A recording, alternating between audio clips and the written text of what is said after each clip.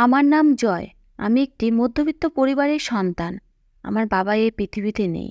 তাই আমাকেই আমার মা বোনদের দেখাশোনা করতে হয়। আমার দুটো বোন এবং একটা ছোট ভাই আছে। আমাদের জীবন খুব সুন্দর এবং হাসিখুশিভাবে কাটছিল। অনেক আশা নিয়ে আমার মা এবং বোন আমার বিয়ে দিয়েছিল। কিন্তু প্রায় ২ মাস হয়ে গেছে। এখনো পর্যন্ত আমি খুশি হতে পারিনি। কারণ বিয়ের পর থেকেই আমি যখনই আমার বউয়ের কাছে যেতাম, আমার বউ ভয়ে কাঁদতে শুরু করে দিত। আমরা দুজনে এখনো একসাথে বসে কথা অবধি বলতে পারিনি। আর অদ্ভুত ব্যাপার হলো, আমার বউ শুধু আমাকে দেখে এরকম রিয়্যাক্ট করত। বাকি সবার সাথে সে নর্মাল ব্যবহার করত। যতটা সময় সে আমার কাছেই থাকতো, সে কান্না করতে থাকতো। কান্না করতে করতে সে নিজেকে অসুস্থ করে ফেলতো। একদিন এসবে আমি বিরক্ত হয়ে ভাবলাম, ওকে ডক্টরের কাছে নিয়ে যাব। আমার বোন ওকে বোঝাতো, তুমি দাদাকে দেখে ভয় পেও না, দাদা তোমাকে ডক্টরের কাছে নিয়ে যেতে চাইছে। কিন্তু সে আমার বোনের কথা শুনে পরিষ্কার না করে দিল, আর বলে আমি কোনো মতেই ডক্টরের কাছে যাব না। আমার ওর কাণ্ড কারখানা অদ্ভুত লাগতো, তাই আমি ওর উপরে নজর রাখতে শুরু করে দিলাম। হঠাৎ একদিন রাতে চোখ খুলে আমি হতভম্ব হয়ে গেলাম, কারণ আমার বউ ঘরে নেই। আমি যখন তাকে দেখার জন্য ঘর থেকে বাইরে বেরোলাম, তখন আমার পায়ের নিচ থেকে মাটি সরে গেল। কেননা আমি কারো থেকে কোনো কিছুতে কম ছিলাম না, এরকমটা আমার মা আর আমার বোন বলতো। আমার ছোট ভাইয়ের বয়স 14 বছর। সে পড়াশুনো করত। আমার থেকে বড় একজন দিদি ছিল, যার বিয়ে হয়ে গেছে। আর আমার ছোট এক বোন ছিল।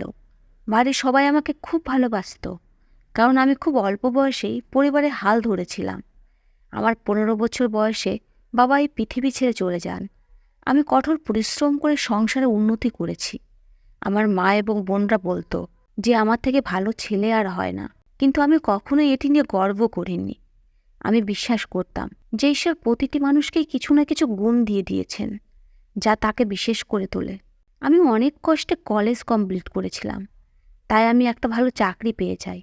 এখন আমার মা আর বোন আমার বিয়ে দেওয়ার জন্য আমাকে ধরে বসলো, কারণ এখন বিয়ের নম্বর আমার ছিল এবং আমি ভালোই ইনকাম করতাম।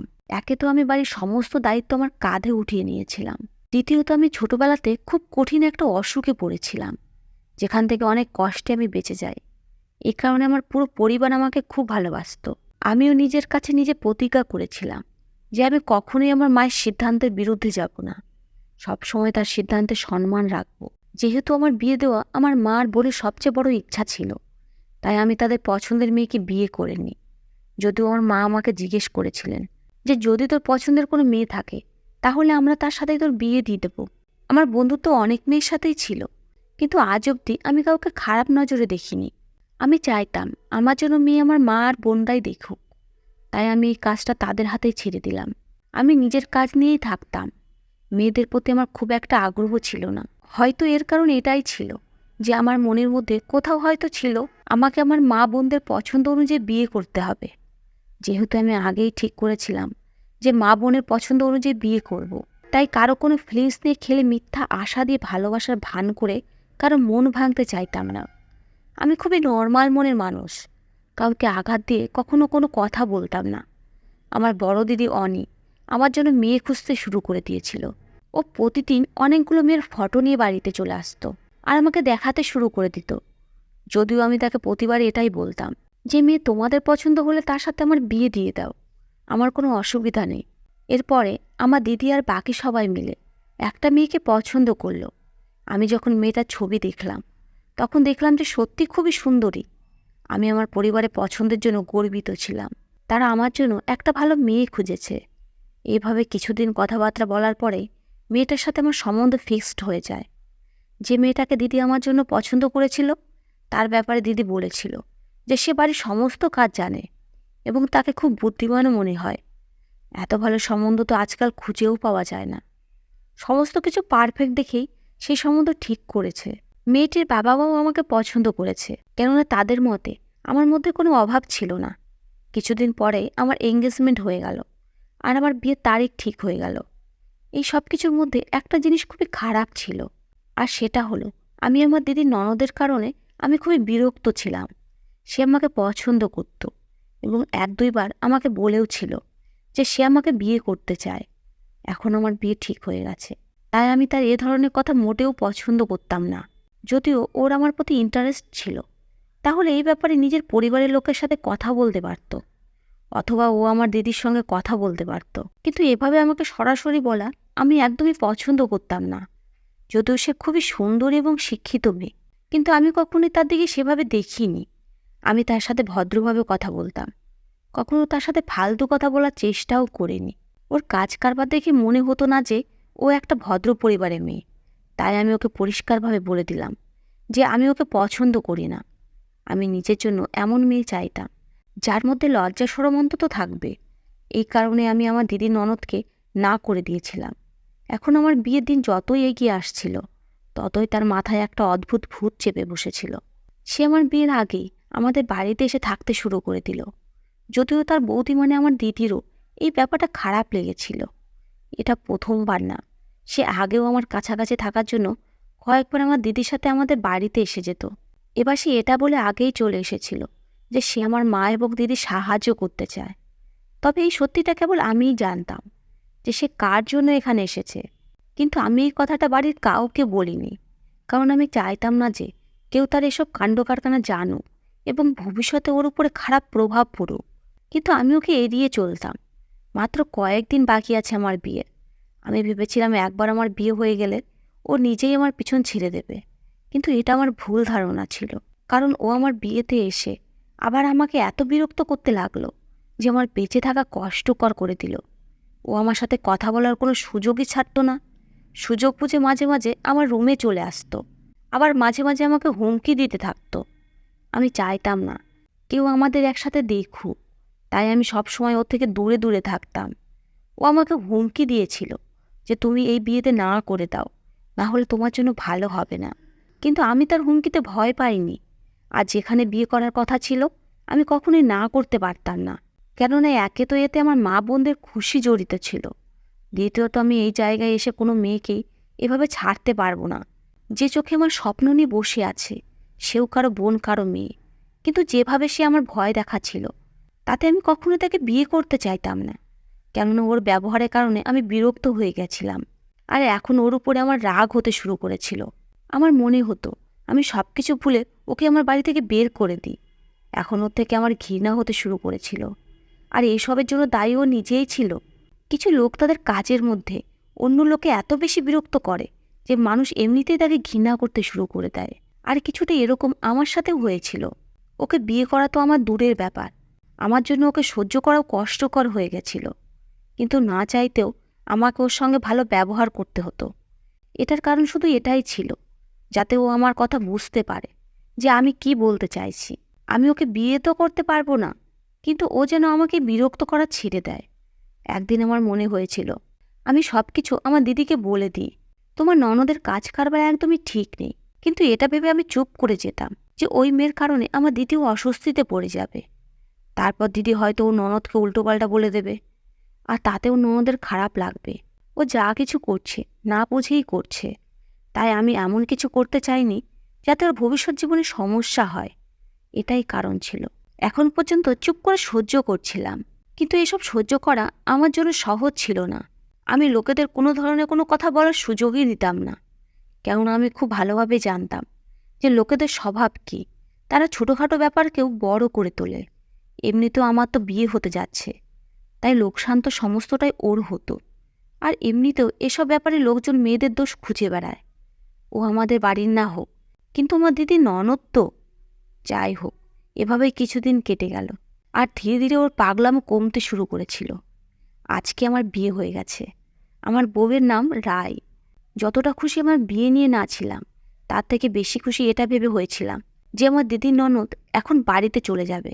ও শেষ দিন অবধি চেষ্টা করেছিল যাতে আমি এই বিয়েটা না করি, কিন্তু আমি ওর কোনো কথাতেই পাত্তা দিইনি।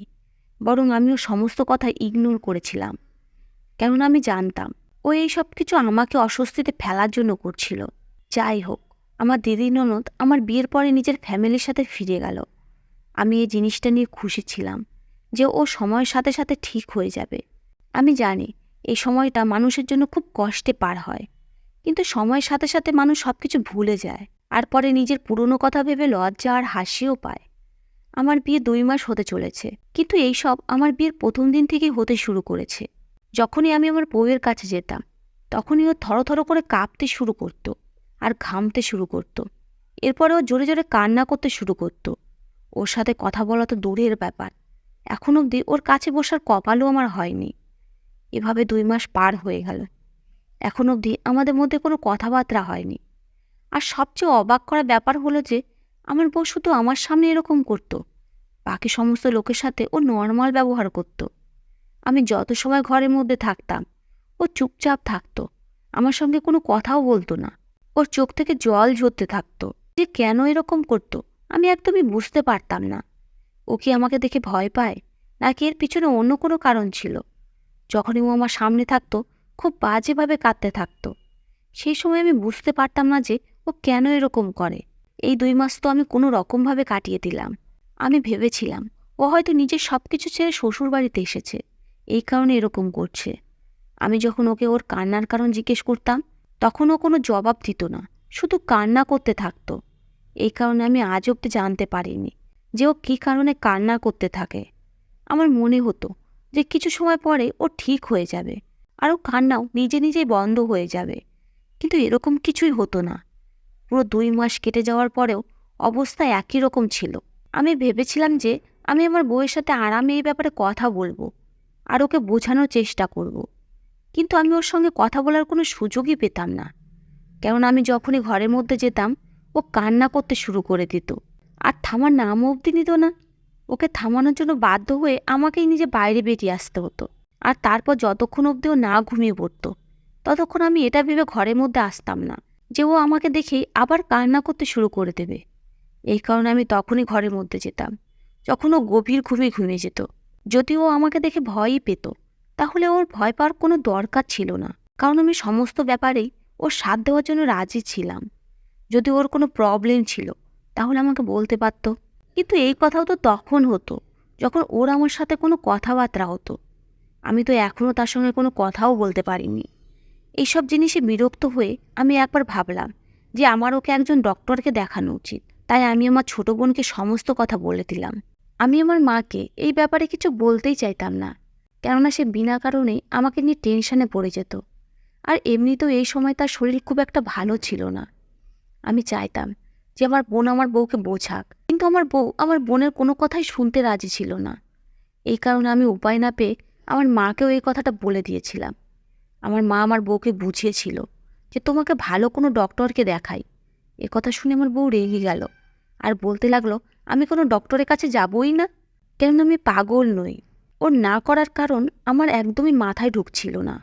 যদি ওর কোনো অসুবিধা ছিল তাহলে ও বাড়িতে কাউকে তো কথাটা বলতে পারতো যে ওর মনে কি চলছে। আমি ওর ব্যাপারে কিছু বুঝতে পারছিলাম না। এই কারণেই আমি ওর উপরে নজর রাখার সিদ্ধান্ত নিলাম, কেননা ঘটনাটা কি সেটা জানার জন্য আমাকে ওর উপরে নজর রাখতেই হতো যে ও আমার সাথে কেন এরকম করছে। এভাবেই একদিন মাঝরাতে আমার ঘুম ভেঙে গেল। তখন আমি এটা দেখে হতবাক হয়ে গেলাম যে আমার বউ ঘরের মধ্যে নেই। আমি সারা বাড়িতে ওকে খুঁজতে লাগলাম, কিন্তু ওকে কোথাও দেখতে পেলাম না। সেই সময় আমি চিন্তায় পড়ে গেলাম যে ও কোথায় যেতে পারে, তাও এত রাতে। যাই হোক, ওকে কোথাও খুঁজে না পেয়ে আমি আবার বিছানায় এসে ঘুমিয়ে পড়লাম। কিন্তু যখন সকাল হলো তখন দেখলাম আমার বউ বিছানাতেই আছে। কোন সময় ও ঘরের মধ্যে এসেছিল আমি বুঝতেই পারিনি। এই জিনিসটা তো আমি আজকে জানতে পারলাম যে ও রাতে ঘর থেকে গায়েব হয়ে যায়। পরের দিন রাতেও একই ঘটনা হলো, আমার বউ আবারও ঘরে ছিল না। আমি ওকে এদিক ওদিক খুঁজলাম, কিন্তু ওকে কোথাও দেখতে পেলাম না। এরপরে ওকে খোঁজার জন্য যখন বাইরে এলাম তখনই আমার নজর বাইরের বাগানের দিকে গেল। সেখানে আমার বউ বসে আছে। আমি দেখলাম যে এত রাতে আমার বউ গার্ডেনে রাখা চেয়ারের উপর বসে আছে। ভালো করে খেয়াল করে দেখলাম যে ওর হাতে কিছু একটা আছে। ওর হাতে কি ছিল সেই জিনিসটা আইডিয়া করার জন্য আমার মুশকিল হচ্ছিল। তাই আমি সেই সময় ভাবছিলাম যে আমি ওর কাছে যাব কি যাব না, কেননা ও যদি আমাকে দেখে আবার কান্না করতে শুরু করে দেয় তাহলে। কিন্তু যাই হোক না কেন, আমাকে তো নিজের বউয়ের সঙ্গে কথা বলতেই হবে। এই কারণে কিছু সময় চিন্তা করার পরে আমি ডিসিশন নিয়ে নিজের বউয়ের কাছে চলে গেলাম। কিন্তু ও আমাকে দেখে প্রথমে ঘাবড়ে গেল, তারপর কান্না করতে শুরু করে দিল। আমি ওকে চুপ করানোর অনেক চেষ্টা করলাম, কিন্তু ও আমার কোনো কথাই শুনছিল না, কান্না করেই যাচ্ছিল।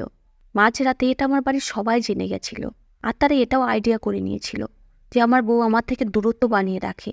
এসব আমি বিরক্ত হয়ে আমার বন্ধুর সঙ্গে আড্ডা মারতে চলে গেলাম। কিন্তু আমার বন্ধু যখন আমার উদাস মুখ দেখল, তখন আমাকে আমার উদাস থাকার কারণ জিজ্ঞেস করলো। এরপরে আমার সমস্ত কথা শোনার পরে ও বলল, এরকম হতে পারে তোর বউয়ের উপরে কেউ জাদুটোনা করেছে। আমি বললাম, এরকম আমার পরিবারে কেউই করবে না, এটা আমি নিশ্চিত। কেননা আমার বিয়ে আমার মা আর আমার বোনের পছন্দের মেয়ের সাথেই দিয়েছে। এটা তো তখন হতো যদি আমি নিজের পছন্দের মেয়েকে বিয়ে করতাম, আর তাতে সেই মেয়েকে পছন্দ হতো না। আমার বন্ধু বলতে লাগলো, না না, আমার বলার মানে এটা ছিল না। কখনো কখনো এরকম হয়, কোনো আত্মীয় আমাদের দেখে জ্বলন অনুভব করে, তখনই তারাই বদলা নেওয়ার জন্য জাদুটোনা করে। আবার এরকম হতে পারে তোর বউয়ের মাথা ঠিক নেই, তুই চাইলে ওকে কোনো ভালো ডক্টরকে দেখাতে পারিস। আমার বন্ধু ডক্টরের কথাটা ঠিকই বলেছিল। ডক্টর তো আমিও আমার স্ত্রীকে দেখাতে চাইতাম, কেননা আমারও এরকম মনে হতো যে আমার বউয়ের মাথা ঠিক নেই। আমার বন্ধু জাদুটোনার কথাটা আমি ইগনোর করে দিয়েছিলাম, কেননা আমি এসব জিনিসের উপর বিশ্বাস করতাম না। কিন্তু যখন বাড়িতে এলাম, তখন আমার মাও এরকমই কথা বলল। সে বলল, আমার মনে হয় তোর বউয়ের উপরে কেউ জাদুটোনা করেছে, তাই তো ও এরকম অদ্ভুত অদ্ভুত ব্যবহার করছে। আমার মা আরও বললে যে তোর বউকে তান্ত্রিক বাবার কাছে নিয়ে যেতে হবে। আমি আমার মাকে বলে দিয়েছিলাম যে তুমি যেরকম করতে চাও করতে পারো। আমার মা এমনিতেও এইসব ব্যাপারে খুব বিশ্বাস করত, কিন্তু কোথাও না কোথাও আমার হৃদয় এই কাজের জন্য রাজি হচ্ছিল না। কিন্তু আমি মায়ের ইচ্ছা ভেবে চুপ হয়ে গেলাম। আমার মা আমাকে বলেছিল যে আমি এই ব্যাপারটা নিজের মতো করে হ্যান্ডেল করে নেব, তুই চিন্তা করিস না। এই ব্যাপারে মা আমার থেকে ভালো জানতো যে তার কি করা উচিত আর কি না। আমার মা একবার আমার বউকে জিজ্ঞেস করেছিল, তুমি আমার ছেলের সাথে এইসব কিছু কেন করছো? তখন আমার বউ বলেছিল যে আমি কিছুই জানি না, যে আমার সাথে কেন এরকম হয়। এই কথাতেই আমার মায়ের আরও বেশি সন্দেহ হয়েছিল যে অবশ্যই কোনো জাদুটোনা আছে। আমি এই ব্যাপারে আমার বউকে আমার মায়ের হাতে ছেড়ে দিয়েছিলাম, কিন্তু তবুও আমি আমার বউয়ের উপরে নজর রাখতাম। ওর চালচলন আমি সবসময় নজর রাখতাম। না জানি কেন আমার হৃদয়ের জন্য একদমই রাজি হচ্ছিল না, আর আমার এই জিনিসটার বিশ্বাসও হচ্ছিল না যে ওর উপরে কেউ জাদুটোনা করিয়েছে। আমার কোথাও না কোথাও অন্য কিছু মনে হতো, কিন্তু এই ব্যাপারে আমি কাউকে কিছু বলিনি। আমি খুব বেশি টেনশানে থাকতে শুরু করেছিলাম, তাই চাইতাম যে আমার জীবনে কিছুটা শান্তি আসুক। কেননা বিয়ের পরে আমার এখনও সেই খুশি কপালে জোটেনি যেটা বিবাহিত লোকেরা আশা করে। আমি মনে প্রাণে চাইতাম যে আমার বউ আমার সঙ্গে ভালোবাসার কথা বলুক। আমার মা বলতো যে কিছু সময় পরে সব কিছু ঠিক হয়ে যাবে। আমার মা তান্ত্রিক বাবার কাছে থেকে অনেকগুলো তাবিজ নিয়ে এসেছিল। তিনি আমার ঘরের মধ্যে একটা তাবিজ রেখে দিয়েছিল। এই জিনিসটা আমার তো খুব অদ্ভুত লাগতো, কিন্তু মায়ের কথাতে আমি তার কাজ করে দিতাম। তান্ত্রিক বাবা বলেছিল যে সত্যি আমার বউয়ের উপরে কেউ জাদুটোনা করেছে, আর সে তার বশীভূত হয়ে আছে। তাই তো ও নিজের স্বামীর কাছে যেতে এত ভয় পায়, আর তার সামনে কান্না করতে শুরু করে দেয়। কিন্তু না জানি কেন আমার এই কথাটা একদমই বিশ্বাস হতো না। এইসব তান্ত্রিক বাবারা শুধু টাকা ইনকাম করার জন্য এই সমস্ত কাহিনী বানায়। কিন্তু এখন অবস্থা এমন ছিল যে আমি এই কথাটা মাকে বোঝানোর চেষ্টা করলেও বোঝাতে পারতাম না যে আমার বউ আমার সামনে আসলে কেন এরকম করে। কারণ আমি নিজেই জানতাম না এখন আমি কি করব। কেননা আমার সারা জীবনের প্রশ্ন ছিল, এরকমই বউ নিয়ে আমি সারা জীবন কাটাতে পারতাম না। তাই আমি খুব টেনশানে ছিলাম। এই কারণে আমি সিদ্ধান্ত নিয়ে নিলাম আমি সত্যিটা জেনেই ছাড়ব আমার বউ কী করতে চায়। পরের রাতে আমি রাতের বেলা ঘুমালাম না, বরং ঘুমানোর অ্যাক্টিং করলাম, যাতে আমার বউ মনে করে যে আমি গভীর ঘুমে ঘুমিয়ে আছি। কিছুক্ষণ পরে আমি লক্ষ্য করলাম যে অন্ধকারের মধ্যে আমার বউ ধীরে ধীরে বিছানা থেকে নিচে নেমে গেল, আর তারপরে সে ঘর থেকে বাইরে বেরিয়ে গেল। আমিও আমার বউয়ের পিছন পিছন ঘর থেকে বেরিয়ে এলাম। আজকেও গার্ডেনের দিকে যাচ্ছিল না, বরং ছাদের সিঁড়ি দিয়ে ছাদের উপরে যাচ্ছিল। আমি অবাক হয়ে ওর পিছনে যাচ্ছিলাম আর ভাবছিলাম যে মাঝরাতে ছাদেও কী করতে যাচ্ছে। এরপরেও ছাদের এক কোণাতে দাঁড়িয়ে গেল। এমনিতে তো ছাদে অন্ধকার ছিল, কিন্তু আকাশে চাঁদ উঠেছিল, যার কারণে আমি নিজের বউকে দেখতে পাচ্ছিলাম। আমার বউ এক সাইডে দাঁড়িয়ে শাড়ির আঁচল থেকে কিছু একটা বের করলো। সেটা অন্য কোনো জিনিস নয়, বরং মোবাইল ফোন। কিন্তু আমি তো আমার বউকে এখন অবধি মোবাইল ফোন দেইনি। তাহলে এই মোবাইল আমার বউয়ের কাছে এলো কোথা থেকে? আর না তো আজকের আগে আমি কখনো ওর কাছে মোবাইল দেখেছি। এরপর আমার বউ মোবাইল নিজের কানে লাগিয়ে নিল আর ও কারোর সঙ্গে কথা বলতে লাগলো। ওর কথা আমি পরিষ্কার শুনতে পাচ্ছিলাম। আমার বউ বলছিল, আমি আর এই বাড়িতে থাকতে পারবো না, তুমি যা হোক কিছু একটা করে আমাকে এখান থেকে বের করে নিয়ে যাও। আমার নিজের স্বামীকে একদমই পছন্দ নয়। তুমি তো এটা ভালো করে জানো যে আমি তোমাকে কতটা ভালোবাসি, আর তোমার জন্য আমি সব কিছু করতে পারি। আমি এই কান্নাকাটি নাটক করে ক্লান্ত হয়ে গেছি। এখন আমি আর এই নাটক করতে পারছি না। ওর মুখ থেকে সমস্ত কথা শুনে আমার পায়ের নিচ থেকে মাটি বেরিয়ে গেছিল।